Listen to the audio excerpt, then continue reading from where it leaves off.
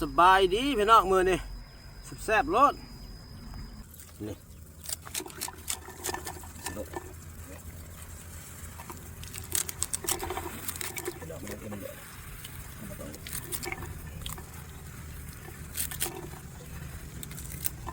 นี่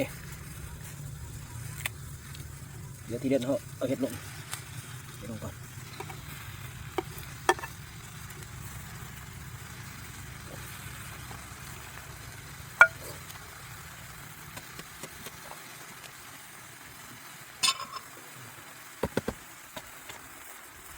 สามสันกับข้อมูตัวนี้เป็นข้อมันข้อมูแล้วตัวนี้เป็นสามสันมีสองแบบซอสก่อนนี่พักอันนี้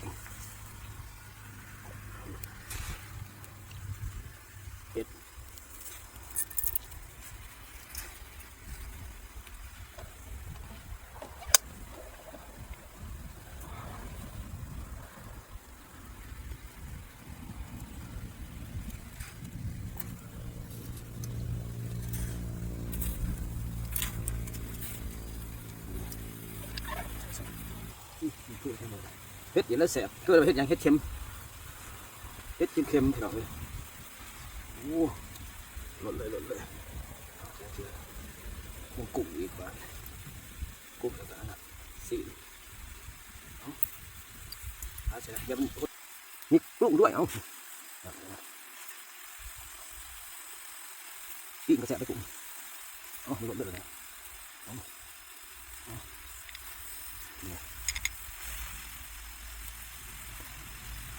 นี่ใกล้รถเลยเดี๋ยวรถลงน้ำมันจะลงมา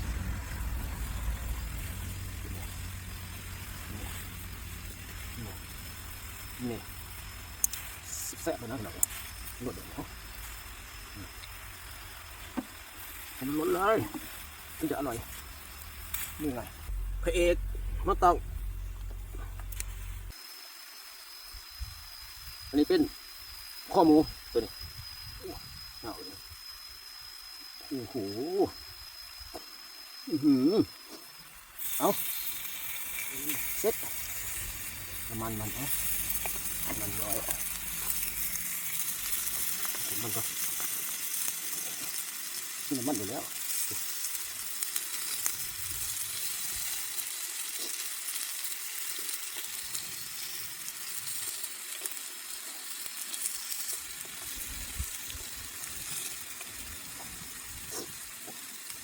นี่สามสันกับข้อมูทำไปที่เราเลยติดไปกันตีแล้วแสบเนี่ยตีมันแสบเขาเรียกว่าแบบเกาหลีเลยนะนี่ไงนี่น้ำมันติดคือเก่าเลยเดี๋ยวจะมา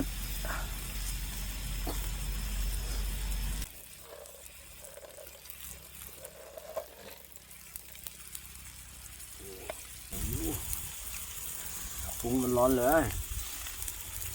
นี่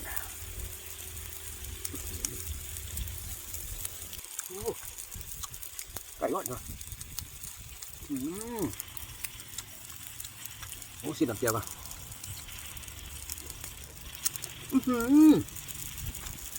มันใส่เลยนะโอ้โห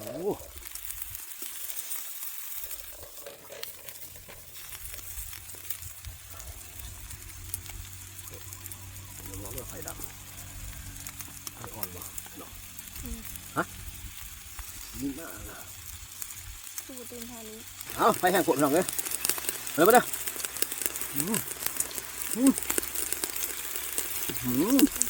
ใส่ดินี่เองมั้งแห้งมันไม่รสครับ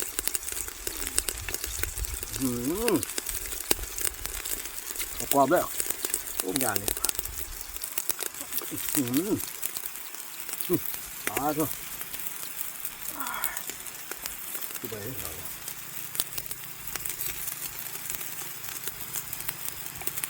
กันโอ้มันเลย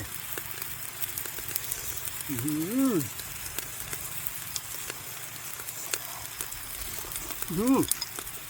อืม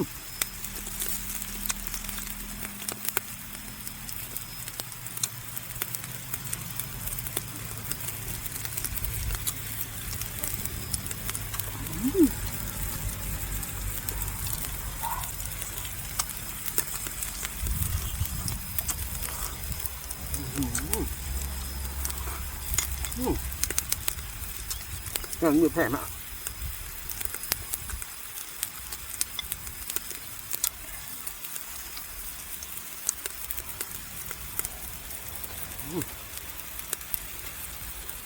ไก่ปลาครับ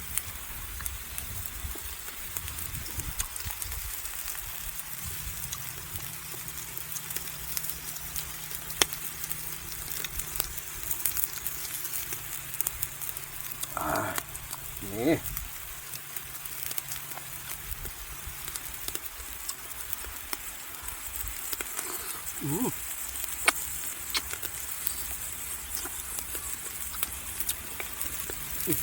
ไม่ได้โอ้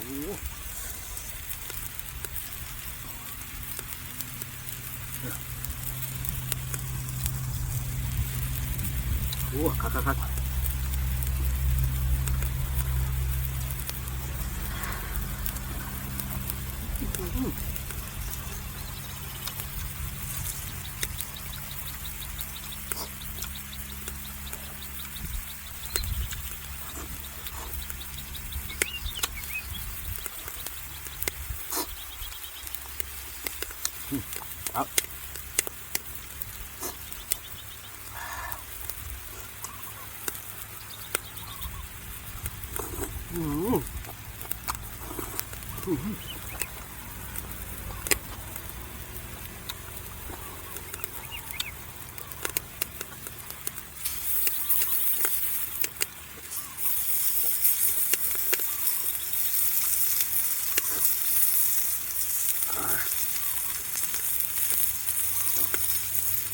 แบบนี้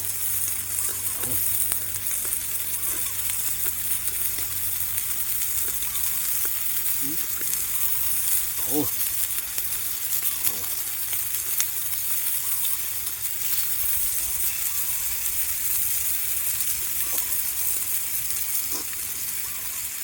โหแสบทั้งหมด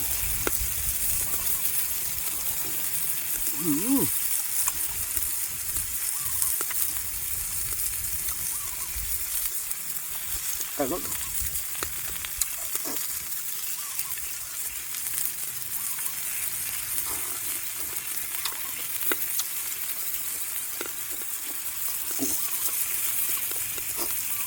ลงไปเลยเอ้า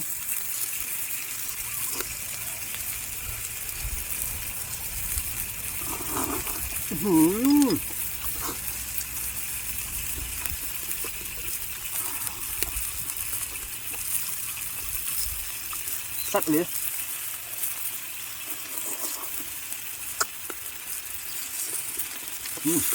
ครับเดือด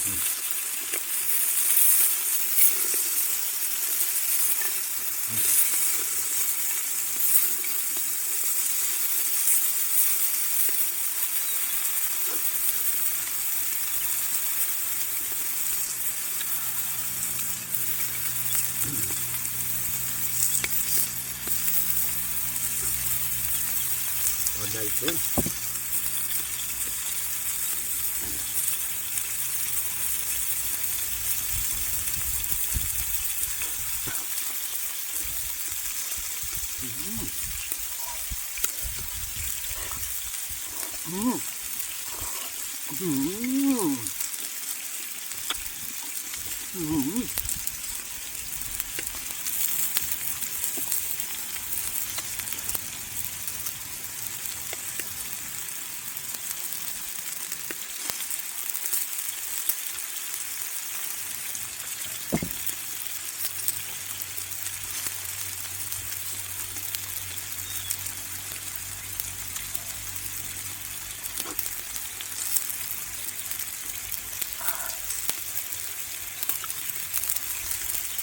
โอ้ข้อมูลทะลุอันคักขนาดนี้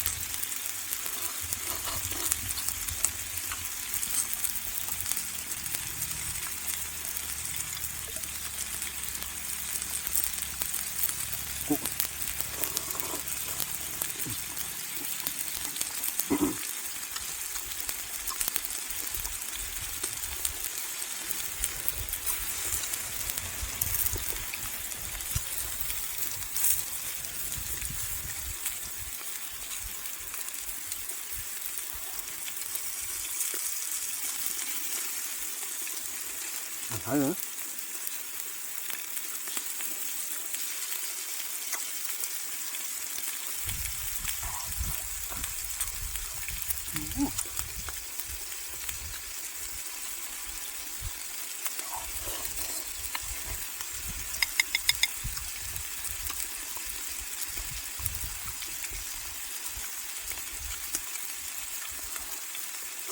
ตัวบกหลุมตัวบกหลุมตัวบก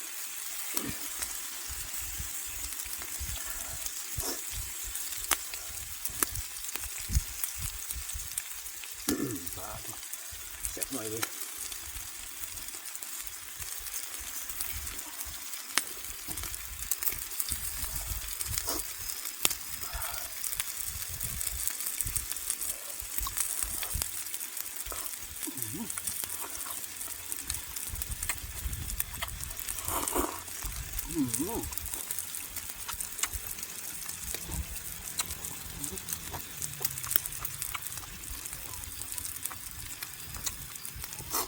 แล้วมันคือเดี๋ยวนั่น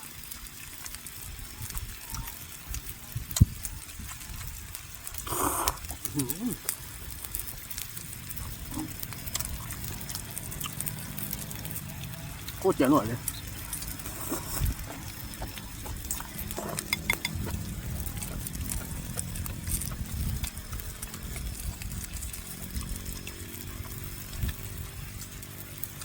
ต้นเหาะเดี๋ยวมันจะอ่อน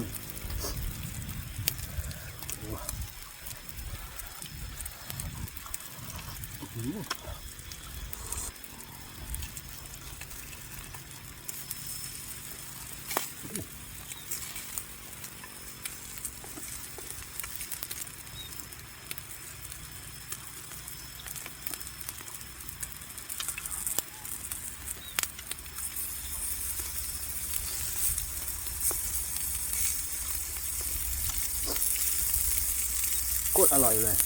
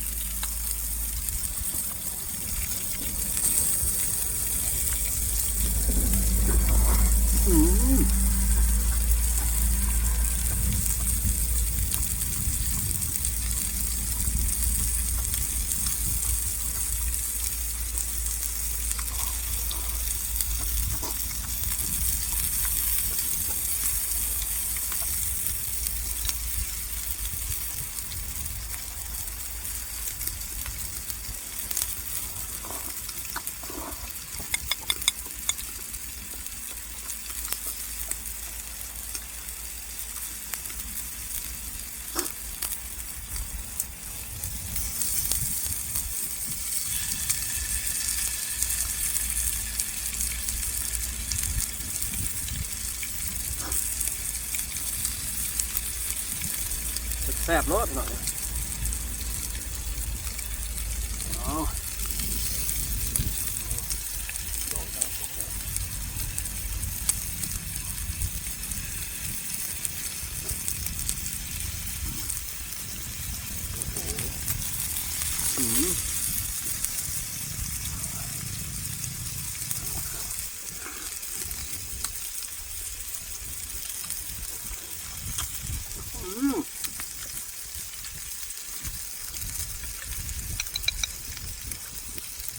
แกงผักบุ้งปะ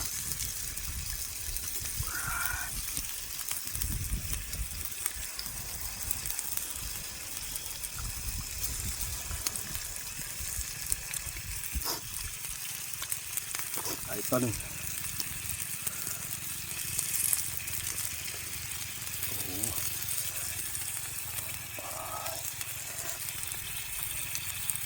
โอ้โหหอดแล้วครับ